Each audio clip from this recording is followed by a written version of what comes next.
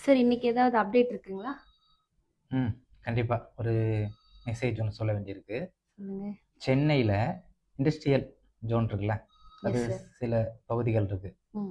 அம்பத்தூர், படப்பை, மாதவரம், மணலி, அது மாரி வானகரம், பூந்தமல்லி, ஸ்ரீபெரும்புத்தூர், ஒரகடம் இந்த ஏரியாவுல அதிகமான ஒரு டிமாண்ட் கிரியேட் ஆயிட்டு இருக்கு. ஆமா.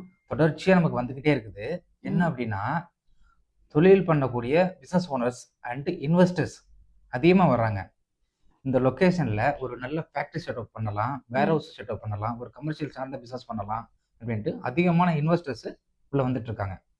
இவங்களுக்கு இந்த லொகேஷன்ல பவர் ரொம்ப ஸ்ட்ராங்கா இருக்கும். கனெக்டிவிட்டி ரொம்ப ஸ்ட்ராங்கா இருக்கும். 24 ஹவர்ஸ் இருக்கும். பவர் கட் வராது. இந்த மாதிரி லொகேஷன்ல பெரும்பாலும் இண்டஸ்ட்ரியல் பகுதிகளுக்குள்ள.